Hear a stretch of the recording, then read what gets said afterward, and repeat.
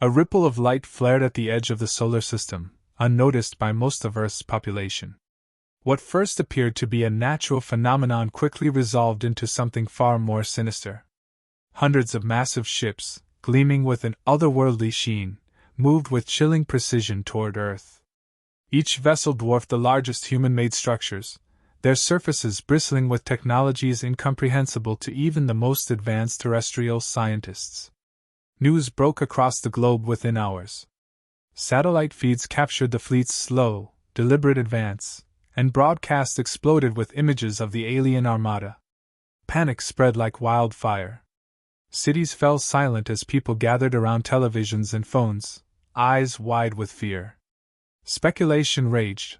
Was it an invasion, an experiment, or simply a mistake? Governments scrambled to respond. Emergency meetings were convened in underground bunkers, alliances hastily rekindled, and a torrent of encrypted messages flew between nations. Despite their efforts, there was little comfort for humanity. Earth was woefully unprepared for such an event. Military leaders admitted privately that no known weapon system could counter what was coming. The public sensed it, too. Earth's vulnerability was palpable. Far away, aboard one of the leading ships, the alien commanders observed the unfolding chaos with a detached curiosity. They communicated in bursts of light and thought, their hive minds seamlessly interconnected. These beings had conquered countless worlds, dismantling civilizations with calculated efficiency. Their vessels carried the scars of battles won, each a testament to their dominance. This was no act of exploration. Their mission was conquest, and Earth was just another target. To them, humanity was insignificant, a species bound by physical frailty and internal conflict. Memories of their last campaign surged briefly among them, the images of a planet rendered lifeless in mere weeks.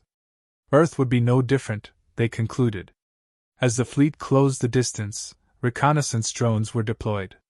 These mechanical scouts zipped through Earth's atmosphere, their sensors drinking in information at an astonishing pace.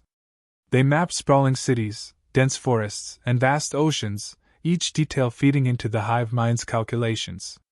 Resources were abundant, the planet was ripe for exploitation. Initial scans found no signs of planetary defense networks, only scattered weapons systems that barely registered as threats. The aliens noted humanity's reliance on primitive combustion-based vehicles, its fragmented governance, and the absence of unified preparation for external threats. To them, it was almost laughable. This planet, despite its beauty, was theirs for the taking. But there was something peculiar, something they couldn't quite quantify. The chaos they observed among humans didn't seem entirely like fear. There was movement, an undercurrent of resistance brewing. It didn't concern the fleet's leaders, though. Hubris coursed through their collective consciousness. In their arrogance, they saw humanity as nothing more than a fleeting challenge, a species to be catalogued and then crushed. Their underestimation of Earth had begun. The declaration of a global state of emergency came swiftly. Governments, regardless of past enmity, broadcast somber messages urging calm while deploying military forces to key locations. Civilian life teetered on the brink of chaos. Crowds thronged supermarkets and shelters, streets echoed with the murmur of uncertainty. Yet amid the fear, resilience flickered. Volunteers emerged to organize supplies and aid efforts. Scientists and engineers refused to leave their posts, even as their families sought safety. Across the planet, people braced for the unknown, their panic tempered by a collective determination to endure. In an unprecedented move, global leaders gathered via secure communications. Old grudges and borders were momentarily forgotten as they worked toward a unified strategy. Survival outweighed politics now. The world's brightest minds were mobilized, focusing not on direct confrontation but understanding their enemy. Under the tightest security, think tanks and laboratories became beacons of collaboration. Scientists pored over every shred of data transmitted by the alien fleet. Atmospheric disturbances caused by the drones, their signal frequencies, even the faint energy traces left in their wake, nothing was overlooked. Bit by bit, a clearer picture of the invaders emerged. Analysis revealed a glaring oversight in the alien strategy, their reliance on data-driven assessments. The reconnaissance drones scouted only for advanced weaponry and failed to account for the unpredictable nature of human ingenuity. This blind spot became the cornerstone of humanity's plan. The aliens would be fed misinformation, signals and anomalies carefully crafted to paint Earth as far more dangerous than it truly was. As the strategy took shape, humanity's cultural output caught the attention of the invaders. The aliens began intercepting broadcasts, news, films, documentaries, and music, and through these glimpses, they began to understand the species they faced. The broadcasts revealed a planet teeming with contradictions. The aliens saw images of war, humans locked in bloody conflict, their history riddled with violence and destruction. Yet these same creatures had stood united to rebuild, creating vast cities, breathtaking monuments, and intricate systems of governance. The invaders marveled at humanity's resilience, puzzled by a species that could survive its own savagery. Through intercepted media, the aliens encountered Earth's art and music. They observed how sound waves and pigments were used to convey emotion and meaning, concepts alien to their hive-mind existence. From Beethoven's symphonies to tribal chants, the sheer depth of human expression unsettled them. This was not the behavior of a simple, primitive species. Documentaries highlighted humanity's technological leaps, from splitting the atom to setting foot on the moon. While the alien fleet possessed far superior technology, they found it troubling how humanity had achieved so much in such a short span. More unsettling still were the stories of revolutions and uprisings, individuals standing against overwhelming odds, driven by sheer willpower. The hive mind struggled to process the diversity of Earth's people, ideologies, and achievements. A collective unease spread through the alien leadership. They had assumed humanity would cower before their might, yet what they observed was a species unyielding, capable of bending chaos into opportunity. The alien commanders did not yet realize it, but Earth had begun to rewrite their expectations. The aliens delved into humanity's history, sifting through centuries of war, revolutions, and unrelenting conflict. At first, this confirmed their assumptions. Humanity seemed reckless, a species so consumed by infighting that its survival appeared accidental. They studied ancient battles and modern wars, noting the creation of nuclear weapons, devices capable of planetary devastation. To the hive mind, such technology represented a contradiction. Humans possessed tools of annihilation yet chose not to use them in full measure. This restraint, puzzling and uncharacteristic of most species they had conquered, hinted at complexity beneath the surface.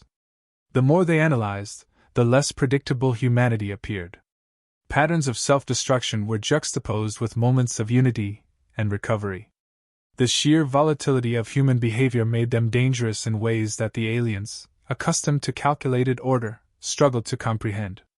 For the first time, the fleet began to question its assumptions. Their surveillance systems revealed something more unnerving: humanity's sudden and overwhelming cooperation. In past campaigns, the aliens had exploited divisions among their targets. Civil wars, tribal disputes, and fragmented leadership had always ensured quick victories. Yet on Earth, nations with bitter histories had set aside their differences. Resources, intelligence, and technology were being pooled at an unprecedented scale. This level of collaboration was entirely unexpected. The hive mind had dismissed the notion that such a fractured species could unite. It was not just the scale of coordination that unsettled them but its speed and intensity. Earth's fragmented governments had pivoted into a singular, cohesive force.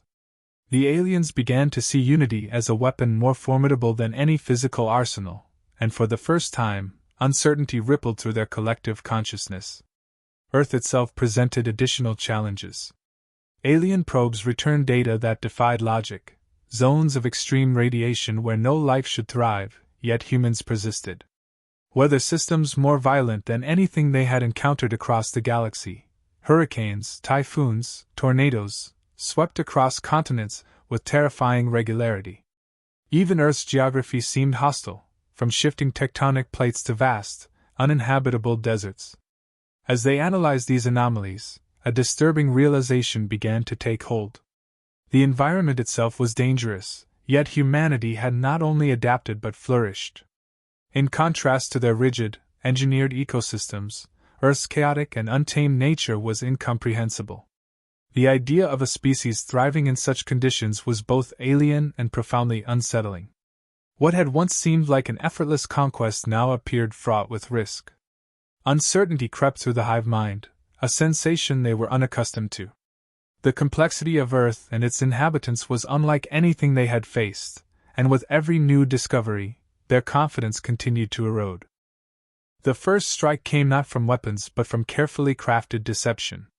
Alien sensors detected bursts of encrypted communications across Earth's satellite network. These signals, though deliberately faint, hinted at a sophisticated planetary defense grid. Advanced algorithms simulated the existence of weapons capable of targeting objects in orbit, creating the illusion of Earth bristling with hidden technology. Decoy satellites emitted pulses mimicking energy signatures of powerful laser arrays and kinetic impactors. The aliens' reliance on data over intuition became their weakness. The more they probed, the more convincing the ruse became. The hive mind worked to decipher these anomalies, but with each passing hour, new signals emerged. Some appeared to suggest Earth had cloaking technology, shielding entire regions from alien surveillance. Others hinted at vast underground facilities housing unimaginable weapons. This sudden emergence of evidence was perplexing. The alien fleet had not encountered deception on this scale before. Their calculations began to falter, introducing variables they had never accounted for. Human broadcasts, amplified and strategically curated, further compounded the aliens' unease. Carefully edited footage presented Earth's natural environments as hostile landscapes. Oceans teeming with leviathans, jungles crawling with venomous predators, and volcanic plains capable of swallowing entire cities, all were framed as evidence of Earth's lethality. Time-lapse images of supercell storms and earthquakes highlighted a planet that seemed to rebel against its own inhabitants, yet humanity endured. The broadcasts also celebrated humanity's achievements. Footage of the Apollo missions framed humans as explorers willing to risk everything to conquer the void. Military exercises showcasing precision strikes and advanced tactics gave the impression of a planet constantly preparing for war.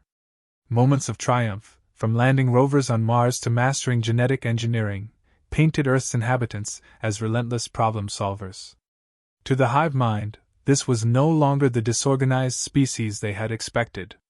What they saw instead was a force capable of thriving against insurmountable odds, forging unity where none should exist, and adapting to challenges that would obliterate most species. Each piece of evidence chipped away at their initial confidence. Within the fleet, dissent began to grow.